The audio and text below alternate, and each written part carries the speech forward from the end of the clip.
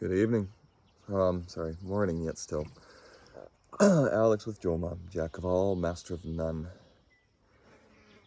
I just had a nice little revelation. A lot of flies. Interesting revelation from God, from a little video clip I had seen. Makes some sense. I can't get into the video clip because I just took a bit of time analyzing something in my past. I am close to somebody that's older than me. Somebody that may probably never respect me. Someone who helped raise me. But I also feel like this is also somebody, because they've told me that they don't believe the God of the Old Testament is the same as the God of the New Testament. And he's not the only one. There are other people that believe, that probably have a similar belief. Because of the simple fact God was wrathful, he destroyed things, he destroyed armies, he allowed Samsung to destroy many people with the jawbone of a donkey. There's just a lot of hurt and harshness in the Old Testament. Somehow this person is not seeing that Christ was sent by God, Christ himself being God, but sent, he manifested and became human, and in that, fully human in flesh, became as much God as he had, encompassed as much God as could, as he was able, which we have no clue. I believe we don't have a clue to how far that can go, like how much God could be in him. We know that he was still fully God, just not outside of time.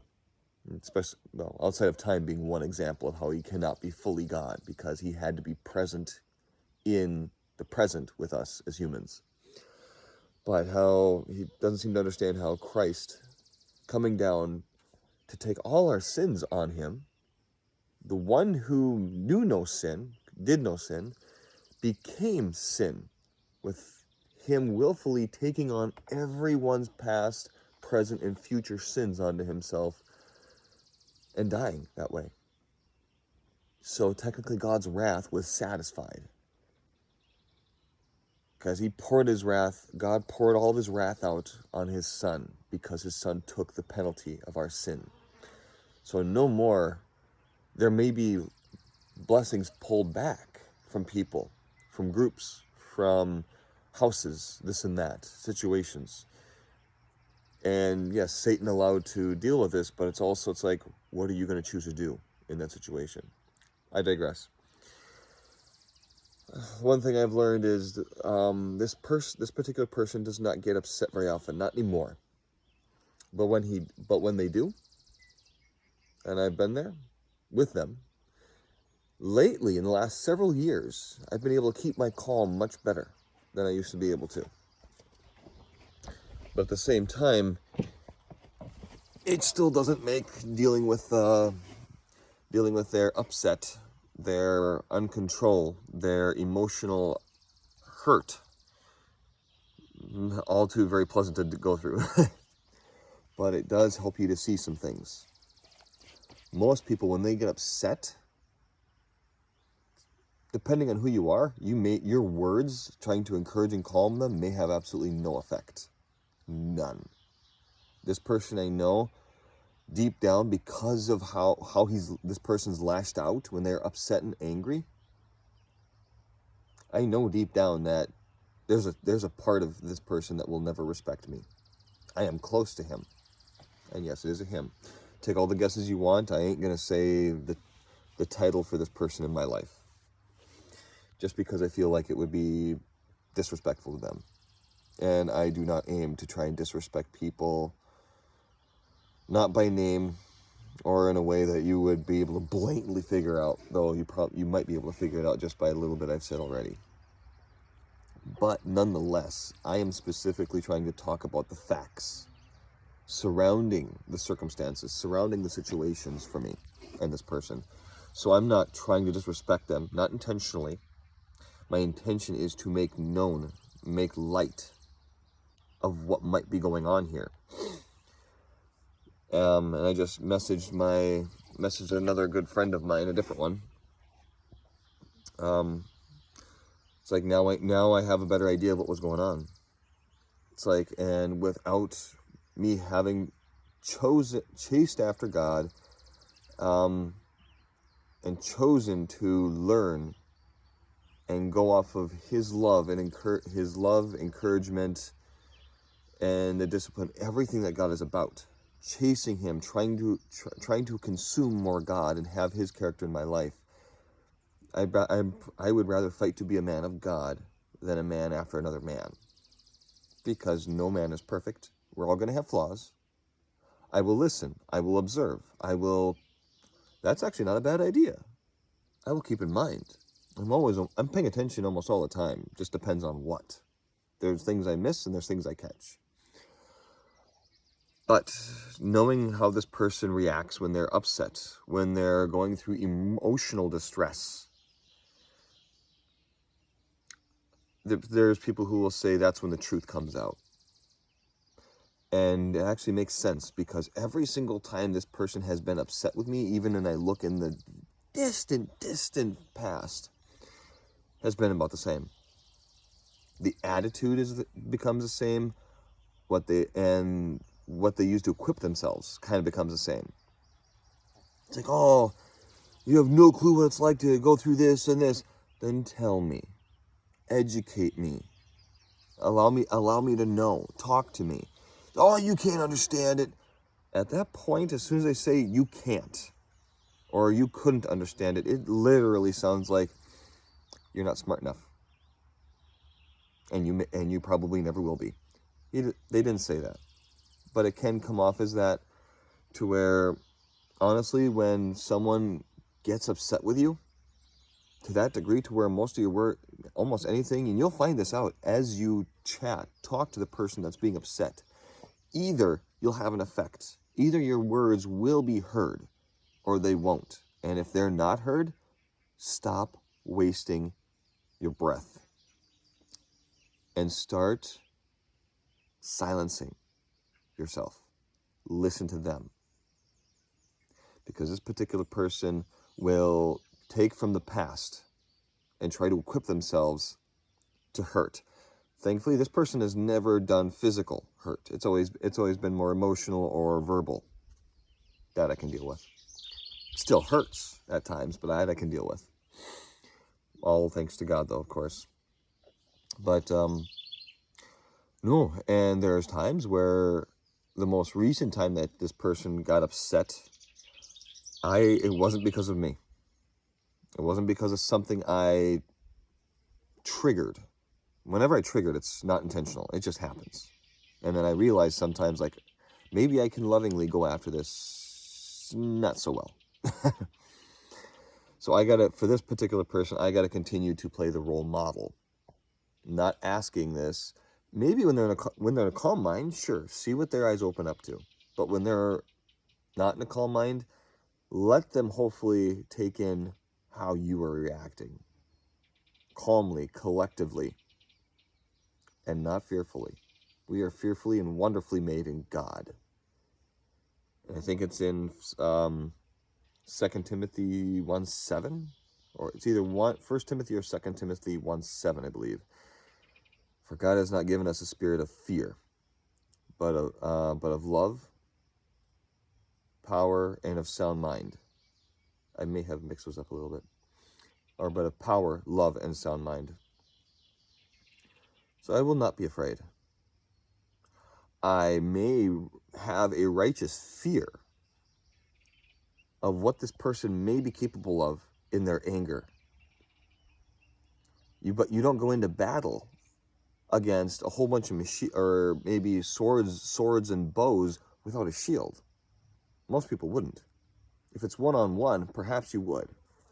If you have the ability to discern and your agility, but you're also not going to walk into a conflict where people have guns and you're not going to have some sort of armor plating on. At least most people wouldn't. So when this person gets upset, I don't back off. All of a sudden, at least immediately, it's like, what might I have to do? Because I love this person dearly, but I love God first and foremost. And if I ever once catch the hint behaviorally or threateningly that this person means to do me harm, I will not I hope to God I don't have to subdue them to the extent that they are no longer with us. But if they mean to do me harm, I will subdue them enough to cause them not to be a threat. If that means you're down, I know this person is not terribly agile, so if I can cause him to go down without injury, I know I have enough time to get to my vehicle and get out of there. Because right now he's upset. This person's upset. He's down. He's not thinking clearly, and he is not calm or collected. Best thing I can do is be gone, because I might end up he might eventually get beyond all control and eventually go to a physical lashing. But I just need to give that person time to cool down and clear off. But again, the last time that this person got angry, I found out later. They cooled off. They called me back, and they apologized. This person's been pretty good about apologizing after he's been upset. I can even remember that way back when I was years and years ago, when I knew this person. But this last time when I walked in on it, I wasn't aware. I was aware that something was off within seconds of talking to him. But at the same time, I didn't know that this person had just had a bad situation happen to them within 30 minutes of me arriving. So this bad situation happened, and then I show up half hour later, not knowing what happened. That's a really big kicker. It's when you have no clue what happened and you're getting to deal with their reaction. Emotional instability, anger, all that rising up, bubbling up to the surface because they feel hurt.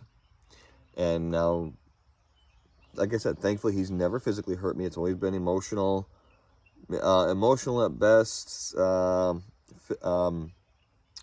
verbal most often.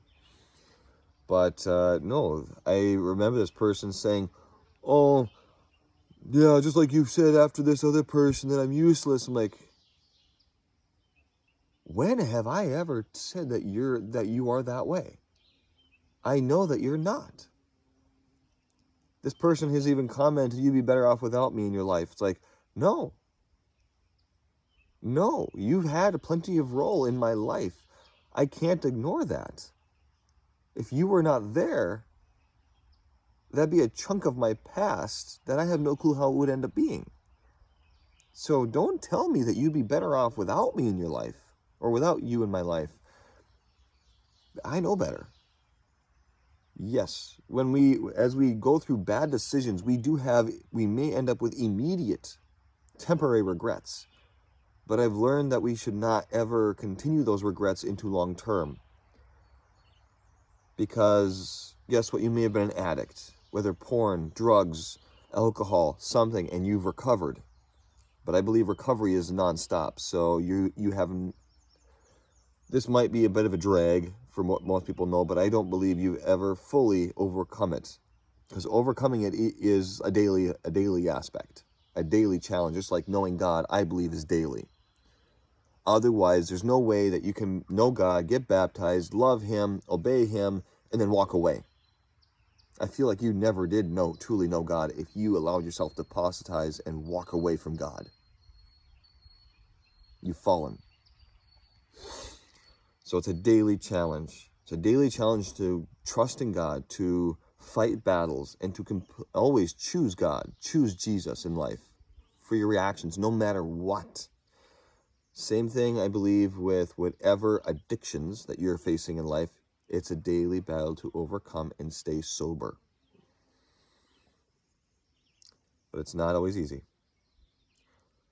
But in the manner of chatting with another friend, as I was realizing all this, it's like I am glad I got the benefit because of God in my life. In this person's upsets, in their emotional distress, I'm glad I end up being able to benefit. because I learn from listening more to their words, observing their behavior, paying attention to what was used. Not that I want to use it back, but I want to be aware of what did they grab for? Did they go for that whip to hurt you? Or did they go for a ball? It's like, I'm frustrated. Let's play catch. Let me get this out of my system. Here, go far. That would be a good way to exhaust some anger. It's like, I'm pissed right now. Can you just go far and so I can chuck this ball and you catch it? I just want to throw stuff. And if you want to be with me, I'd rather throw it at a distance so you can catch it and I can throw it hard into the air, get some of that anger out instead of grabbing a whip and come here, let me beat you. Verbally, at least for me. But I'm glad I was able to take all of that in the love and encouragement and patience, love and patience above all else that God has given me. It's like, if you want patience, he's not just going to give you patience. But God, I believe, absolutely 100% will give you opportunities to demonstrate being patient. If you want to love someone better, will he zap you with better feelings? Or will he give you opportunities to notice the small things, to be grateful for in other people, to be glad that they are doing at least this? Like, went mountain biking with some people this weekend, and I don't mind lagging behind. I would rather take the trail or take the tail and make sure that everyone's okay. And it's like, sorry, I'm really slow. It's like, you're still with us. That counts. That's what matters, I believe. But so either take from the argument, take from the person's upset, their emotional distress, and what I mean by take is observe. Find out what weapons they're going for. Find out what they're grabbing to use. And yes, sometimes they may even fabricate stuff to use against you. Oh, you did this, or you said that. And you're like, no, I didn't. I have no memory of that. You're going to have to give me a specific instance, and you need to tell me the conversation. You said this, and I said this. Like, I apologize. I did not mean it that way. But in this case, I never did. Or the second way to learn from someone's upset, emotional distress, and anger, to where it rubs off on you. And you start to learn how to, when you are distraught, when you're overwhelmed, that you potentially lash out to somebody else. And I do not want to do that, because I do not deserve, and I don't believe that anybody deserves to encounter a hostile atmosphere or environment when they come around. Sure, if I'm working on my vehicle and things are breaking, someone comes around, you okay? Nope, my tools are broke. I know it's so late in the day to where I cannot get to the tool store to pick up another one, so I can't do anything. It's like, yeah. It's like, here, show. I'll show them. It's like, this is a tool that broke. It's like, snap. I'm like, well, that was useful. It actually served me for several years, but not now. I fight to smile and laugh it off, because it gives them an encouraging atmosphere that, don't be afraid because something went bad around me. Don't be afraid of me. I want you to come near me, be willing to be open, loving, because I fight not to give that hostile atmosphere. I don't think anybody deserves to walk into that. I've walked into it. I've sensed it. It's like, Lord, guide me on how I can help quell this anger, this hostility. I know it's not at me, but the situation I can easily get absorbed into, and then it can become at me. So be mindful about when people are upset around you, who they are, and learn to be mindful of, are the words they speak, even if meant in love, are they bouncing off this person and becoming absolutely useless because their mind is not open and because they don't respect me enough? Or are the encouraging words I say being absorbed just very slowly and I'm turning around? Check yourself, be aware, but I encourage you, always operate in patience and love. Keep your cool mind, because when you have a mind of anger and frustration, whatever goes well. Don't stop learning, and God bless.